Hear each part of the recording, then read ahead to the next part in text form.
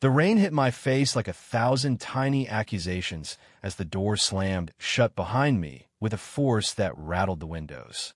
"Don't come back until you stop being a disappointment," my father had shouted, his voice cracking the only home I'd ever known. I stood there on the porch for a moment, the downpour soaking through my thin jacket in seconds, my backpack heavy with the few things I'd managed to grab. At 24, I had just told my parents the truth about who I was, a gay man who could no longer hide in the closet they had built for me. My mother had cried silently in the kitchen, but my father, Robert Thompson, a retired construction foreman with hands like iron and views even harder, had exploded. "No son of mine is going to live like that," he had roared before physically pushing me out into the Oregon storm. I started walking down the suburban street in Portland's outskirts, my sneakers squelching with every step. The streetlights blurred through the sheets of rain, and I had no plan, no money beyond the $20 in my pocket, and my phone was already dead from the earlier argument. Cars passed occasionally, their tires hissing on the wet pavement, but none stopped. I thought about my best friend Jake, but he lived across town, and I couldn't even call him. The cold seeped into my bones, and for the first time, the reality of being completely alone hit me like the wind. What was I going to do? Where would I sleep tonight? The questions swirled as fiercely as the rain. My mind kept replaying the moment I had unlocked my phone in front of him. I had been so tired after my shift at the coffee shop that I forgot he was in the room. The messages from Jordan, sweet, private words about meeting up after work, had flashed on the screen. Dad had grabbed the phone before I could react. The shouting that followed still rang in my ears.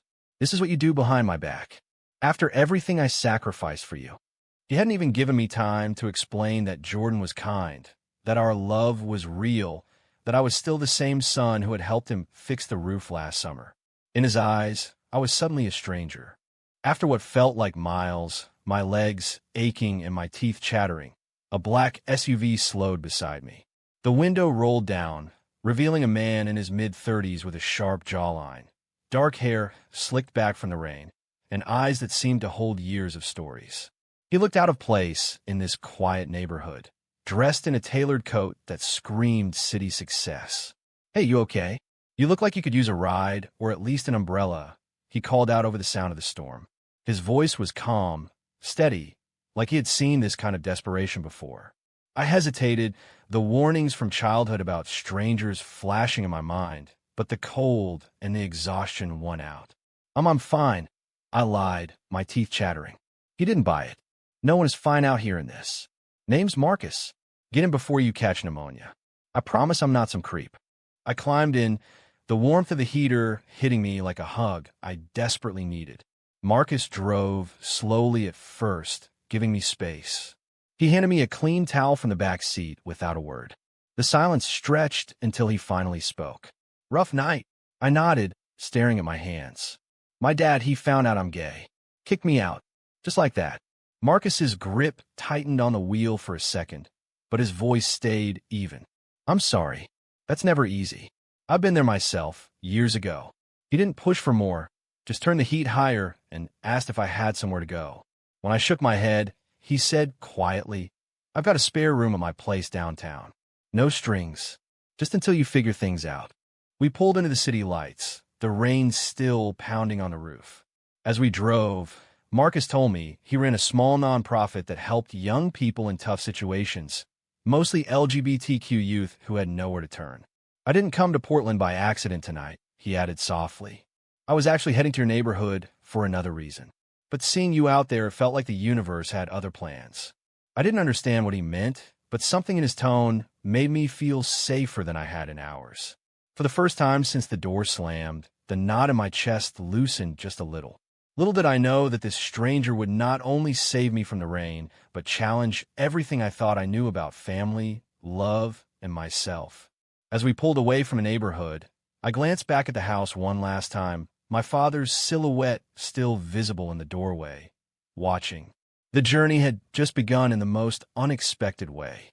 Marcus's apartment was nothing like I expected, a clean, modern loft in the Pearl District with big windows overlooking the river. He gave me dry clothes that were a little big but warm, made coffee, and let me sit on the couch without asking questions right away. The silence felt kind after the shouting at home. I finally spoke, telling him the whole story, how I had hidden my relationship with Jordan for 2 years, how my father had always pushed sports and real men talk on me since I was a kid, how Mom had tried to mediate but couldn't stand up to him. Marcus listened without interrupting, his eyes never leaving mine. When I finished, he said simply, "You're not the first, and you won't be the last. But you're stronger than you feel right now." That night, we talked until the rain slowed to a drizzle. Marcus shared pieces of his own past. Growing up in a small Texas town where being gay meant keeping secrets or leaving forever. He had left at 18, worked his way through college, and built the nonprofit from nothing. It started because I wished someone had been there for me when my own father said the same words yours did, he admitted. His honesty made me feel less alone. I called Jake from Marcus's phone, and my best friend promised to bring my things the next day. Jordan texted from work, worried, sick, and I reassured him I was safe. For the first time in hours, I breathed without the weight of panic crushing my chest. The next morning, Marcus made breakfast, simple eggs and toast, and offered me the spare room for as long as I needed. "I'm not doing this out of pity," he said firmly. "I believe everyone deserves a chance to stand on their own. But right now, you need a landing spot." I accepted, embarrassed but grateful. We spent the day sorting practical things. He helped me charge my phone, print a resume, and even drove me to the library so I could apply for jobs online. Every small kindness chipped away at the numbness inside me. Yet doubt lingered. Why was this man I barely knew doing so much? Part of me waited for the other shoe to drop. By evening, the guilt hit hard. I sat on the couch, staring at the city lights, replaying my father's words. "I'm sorry for dragging you into this," I told Marcus when he sat beside me. He shook his head. "You didn't drag me anywhere. I chose to stop when I saw you. And honestly, seeing your father push you out, it stirred up old memories I thought I'd buried." He didn't elaborate, but his voice carried a quiet anger that wasn't aimed at me. We talked more about identity, about the pressure to be someone you're not, and for the first time, I felt heard without judgment. When I broke down crying, Marcus simply handed me tissues and stayed close, not touching, just present. That night, I slept better than I had in months, the rain now a soft background to new possibilities. But deep down, I knew the storm wasn't over, inside me or with my family. The job at the downtown cafe came faster than I expected. Marcus's contact at a local business network helped me land an interview, and within a week, I was pouring lattes and learning the espresso machine. The work was steady, the tips decent, and my coworker Lena, a sharp-witted lesbian in her 30s, quickly became a friend. She introduced me to the city's LGBTQ support group that met every Thursday. For the first time, I sat in a circle of people who understood exactly what I was feeling. Their stories mirrored mine. Parents who couldn't accept, nights spent on friends' couches, the slow climb back to self-worth. I share my own peace, voice shaking at first and left feeling lighter. At home with Marcus, routines formed naturally. We cooked dinner together most nights, talking about everything from favorite books to the latest news. He never pushed, but his presence felt steady, like a lighthouse. One evening after a long shift, I found him on the balcony watching the river. "You've been quiet today," he said. I admitted the father issue was eating at me. My mother had called twice, voice tearful, begging me to come home and work things out. Dad refused to speak to her about me. Marcus listened, then said softly, "Sometimes the people who hurt us most are hurting themselves more than we know." His words stayed with me. The romance between us grew quietly, in small moments. A shared laugh over burnt toast, a hand on my shoulder when I got overwhelmed, the way his eyes lingered a second longer than necessary. I caught myself watching him too, noticing the kindness in his smile, the way he fought for others every day at the nonprofit. Yet I held back. Jordan and I had decided to stay friends after the breakup. The distance and stress had been too much, and I wasn't ready to complicate things. Marcus seemed to sense it and respected the space. Still, the connection deepened with every conversation. Work brought its own challenges. One afternoon, a regular customer made a crude joke about rainbow flags and snowflakes. Lena shut it down fast, but the comment stung. That night, I told Marcus, and he helped me practice standing up for myself. "You don't owe anyone your silence," he said. The next time it happened, I spoke up calmly, and the customer actually apologized. Small victories like that built my confidence. Yet every time the phone rang with Mom's number, the old fear returned. I was growing, but the wound from home still bled. Marcus's quiet support became my anchor, and slowly, without either of us naming it, something more than friendship began to take root. The first time Marcus and I really touched beyond a friendly hug happened after a tough support group meeting. I had shared the full story of the night. My father kicked me out, and the tears came harder than expected. Marcus drove me home in silence. Then, on the couch, he simply opened his arms. I leaned into him, feeling the steady beat of his heart. Neither of us moved for a long time. When I finally pulled back, our eyes met, and the air changed. "I'm not going anywhere," he whispered. It wasn't a declaration, just a promise, and it meant everything. Life continued to test me. My boss at the cafe promoted me to shift supervisor, but the extra responsibility came with longer hours and more visibility. One coworker started asking questions about my personal life, and when I answered honestly, the atmosphere cooled. Marcus helped me navigate it, sharing stories from his own early career struggles. We spent evenings planning my future, graphic design classes at the community college, maybe applying to the nonprofit for a part-time role. Every plan included him now, naturally.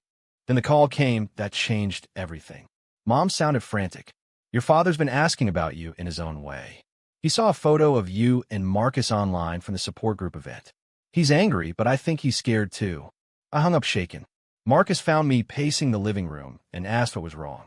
When I told him, his face darkened. "I need to tell you something," he said quietly. 20 years ago, before I left Texas, I knew your father. We were roommates in college. More than roommates. He was the first person I ever loved, and he loved me back until the fear won.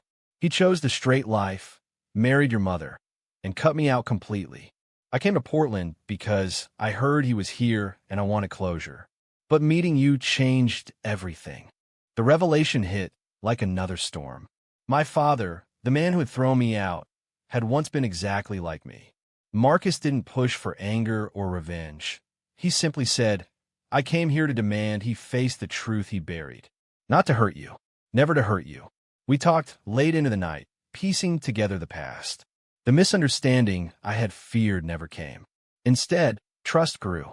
When Marcus finally kissed me, soft, careful, full of years of waiting, it felt like coming home. The romance wasn't rushed. It was built on shared pain and shared hope. Yet I knew the real confrontation was coming, and I would have to decide what kind of man I wanted to become. Marcus arranged a meeting with my father at a neutral coffee shop near the old neighborhood. I insisted on being there. Dad arrived looking older, shoulders tight, eyes avoiding mine. Marcus spoke first, voice steady but not cruel. "Robert, you threw your son out the same way you threw me out of your life 25 years ago. You chose fear then, and you're choosing it again now. But Ethan deserves better. We both did." The words landed like thunder. Dad's face went pale. He tried to deny it at first, calling it lies, but Marcus had old letters, photos, proof that couldn't be dismissed. The argument escalated, voices rising, old wounds reopening. Dad accused Marcus of ruining his life, of tempting him away from what was right. I finally spoke, voice shaking but clear. "You taught me strength, Dad. But strength isn't hiding who you are. It's facing it. I'm not asking you to change overnight. I'm asking you to try." Tears appeared in his eyes, the first I had ever seen. He didn't apologize, not fully, but he didn't storm out either. "I don't know if I can," he admitted, the words costing him everything. Marcus didn't demand money or public confession. He simply asked for honesty. "Let your son live without your shame hanging over him." I left the meeting drained, but clearer. The betrayal I had feared from Marcus never materialized.